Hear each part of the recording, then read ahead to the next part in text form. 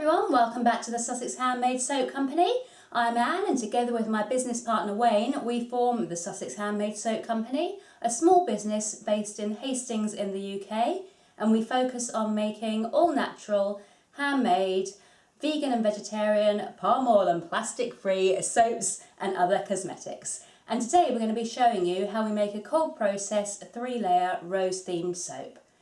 We're going to be using rose clay to colour 2 of the layers, and that will colour them a lovely pale pink colour. And we're going to be using kaolin clay to colour the 3rd layer. And then we're going to be topping the soap with a really pretty white handmade soap rose. It's a fairly easy soap to make actually. I'd say a beginner to intermediate kind of recipe, and I'll be giving you all the ingredients down in the description box as well if you want to try and have a go yourselves. The final soap is a really pretty soap. I would recommend scenting it with Rose Geranium. We've left ours unscented, but I would recommend a Rose Geranium scent if you wanted to add a smell in. And it's kind of got a very romantic, floral, pretty look to it. I think it's really pretty. Have a look, see what you think. Let's make soap. So today we're starting off with our oils and cooled lye water, both at around about 105 degrees Fahrenheit. We are mixing our lye water into our oils now. Then we're going to bring it to a light trace, and then we're going to portion the batter equally into 3 different jugs, and we're going to then be colouring those with a selection of clays to create this soap.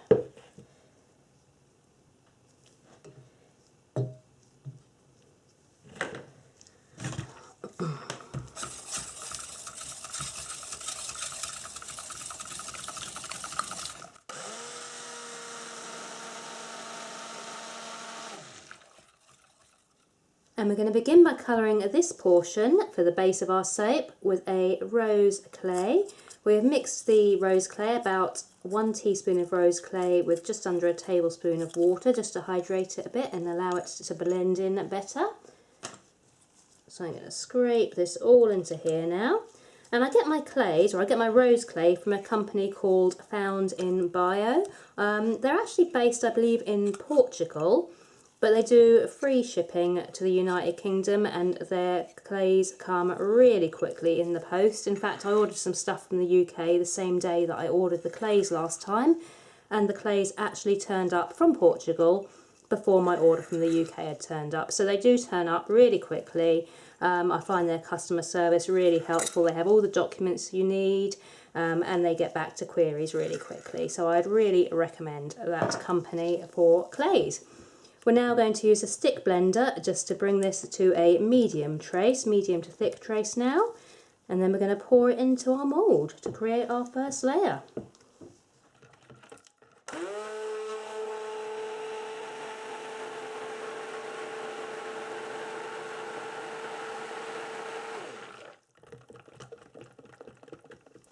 So our first layer is going in now, and as you can see we've got kind of a salmon pink colour at the moment, so it's got a slight orangey tint to it. I do find that actually when these soaps cure and dry, the colour actually turns a little bit more rose pink and a little bit less orange pink.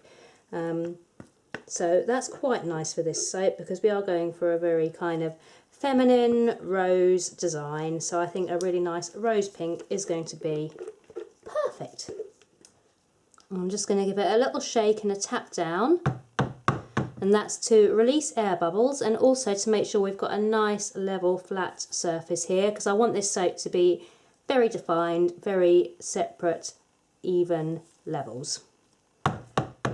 So now we're just going to wait a little while just for this layer to set up first, because I don't want any of the batter that I pour for the next layer to break through. So we're going to give this a few minutes to set up, then we shall come back to it and do layer number 2.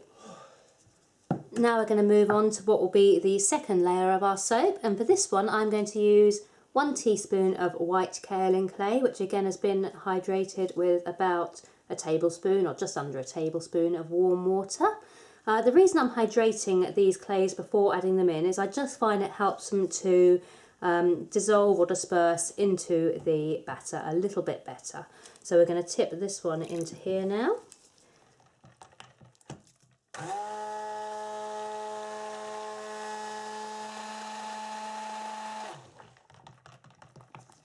So mould back in, we are going to be carefully pouring over the spatula to prevent this white layer from breaking through. Hopefully, that's the plan. As you can see, adding the kaolin clay into the batter doesn't massively whiten it, but I do find that it just helps to brighten the colour that we've got a little. So it's not going to be making massive, major changes to the actual colour of that soap batter, because we use light oils, we already have quite a light batter anyway. But I do find just the addition of the kaolin just helps to give it a little brightness, which I quite like, which is why I do it in quite a few of these soaps. And then we are going to do the same as we did before. We're going to give it that shake and a tap down just to get that layer level. And then we're going to pop it to the side and allow the layer to firm up. Whoops! Firm up so that we can get our third and final layer on top nicely. And for our third layer, we are just using exactly the same as for our first layer. So 1 teaspoon of the rose clay, hydrated with just under a tablespoon of water. And you may ask why I therefore didn't colour them at the same time and just then divide the batter so that I only had to do the colouring once. And the reason for that is I tend to find that when I put clays in my soaps, they can thicken up a little bit quicker than usual. I don't know if this is a phenomenon that anyone else has noticed or if it is just me being strange, but in my head, soaps with clays thicken up quicker.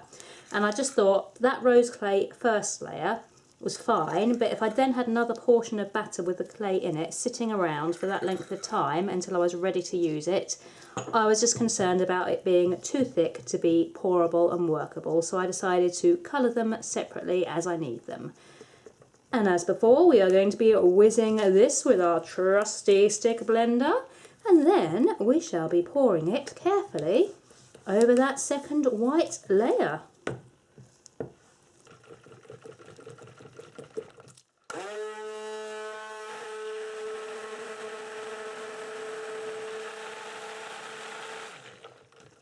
So now, as before, we're going down over the spatula, carefully breaking that fall. And I did whiz up that last layer with the stick blender to a fairly thick trace. To be honest, before I actually blended it, we were already a consistency that would have been fine for pouring. The reason I did give it that extra stick blend was purely because I had that clay that I added in, and I find that with clays, giving them a bit of a stick blend really does help to incorporate them into the batter. So that is the one and only reason that I actually gave it another stick blend. Otherwise, I would have just gone with it as it was, because it was a perfectly pourable consistency. Okay, so all we're going to do now again is, as before, the shake and the tap down and get it nice and level, ready for the decoration, which will be coming next. We have some decorative ideas for this one. Right, so we've set up enough now. I've just tested the edge here and it looks like we're at a consistency that's going to be good for working the design on top. And all I'm going to use is a spoon. This is one of my techniques that I use many times, and just sort of pulling it up into the centre.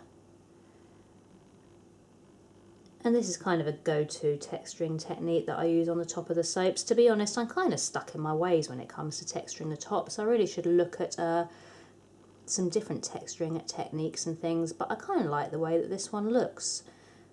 There's my standard, this one, and the back of the spoon, and ruffle it all up that I do, and I don't tend to do many other textured designs. So yeah, I think I will look into doing some other textured tops, because that would be quite nice just to vary things up a little bit. But this is going to work for today. It's going to look fairly pretty. Well, we're always on the lookout for old sort of weird wonderful gadgets, aren't we? Kitchen We gadgets. are. Oh my goodness, yeah. The amount of times we go into shops and it's like, oh, can we use that in soaping? Can we use that in soaping? Some of the things we come up with are just ridiculous, but sometimes, now and again, they actually work. And I love it when you find something that kind of sparks an idea in your head and then you put it into practice and it actually works. Nothing better. There we go. We have textured the top now, and there is one more thing that we need to add. I decided when I planned this design it needed something along the top here, and I couldn't think what. And then last night I went to bed about 11:30 and I suddenly thought, soap roses.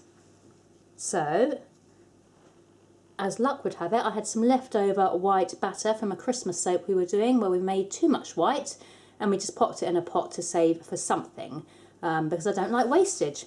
And I went and got this batter and I created 8 little soap roses that I thought would take me about half an hour, but actually ended up taking me an hour and a half. So at 1 o'clock this morning I was sitting up like a crazy person making soap roses, which may explain why I can't seem to get my words out in a sensible sentence today. So yeah, we have got 8 of these little soap roses to place on the top. You could use sort of rosebuds or a sprinkling of sort of mica if you use mica, or anything you want to decorate the top, but we are going with roses. And I'm just going to actually mark the side of this mould because otherwise they may end up getting cut. So give me a second to mark this mould first. So we're back and I have very crudely just marked where the soap's going to be cut so I can place these roses and make sure that they don't end up getting cut.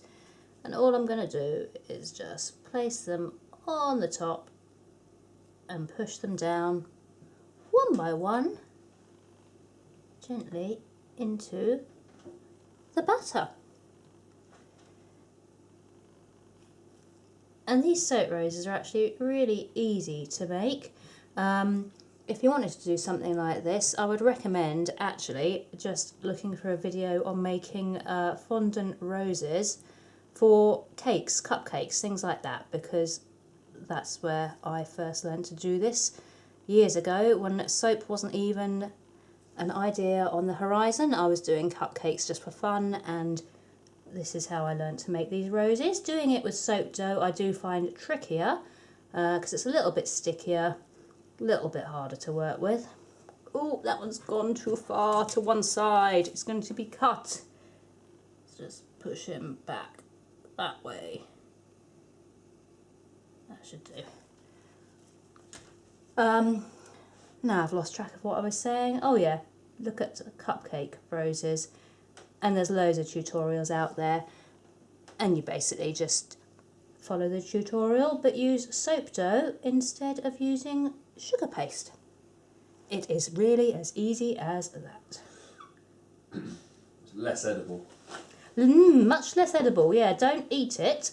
That would be ridiculous, but you know, they look pretty.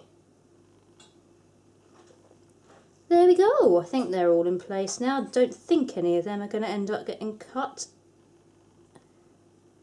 Just making sure I've got space to get the knife through in between them. And that is today's rose clay layered rose soap. Oh, and one more thing that I meant to say at the time, but I forgot. If I was scenting this, I would use a Rose Geranium essential oil, and I would use approximately 20 grams of Rose Geranium essential oil, because that would really give this soap the kind of scent that I would want it to have if I was going to be selling it, which I'm not because it's not yet assessed. But if we were selling it, go with Rose Geranium, because it would really help finish this soap off nicely, I think.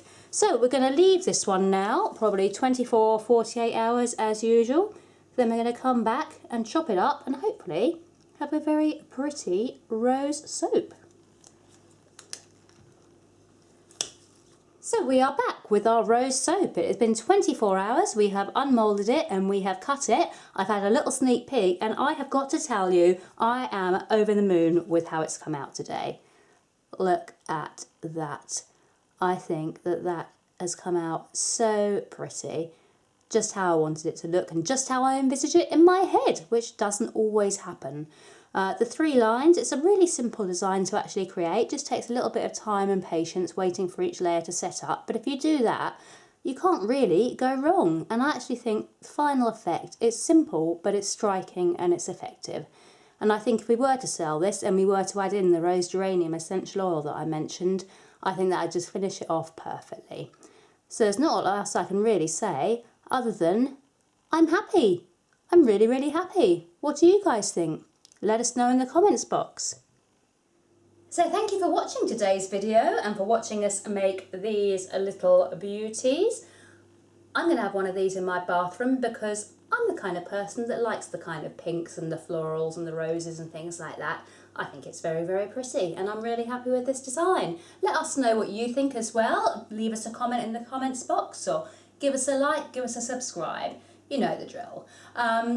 If you do like our soaps and want to have a look at our website, you can do so here. And if you like anything enough to actually make a purchase, which would be grand, then you can do so with a discount code here. Thank you for watching today. We've enjoyed making this soap, or at least I have. I think Wayne's enjoyed making it as well. It's kind of more of a feminine one this week, I think, which is probably why I like it so much. But we shall see you next week, and next week we will be doing a orange and lemon themed soap. So see us on Friday for that one, and bye for now.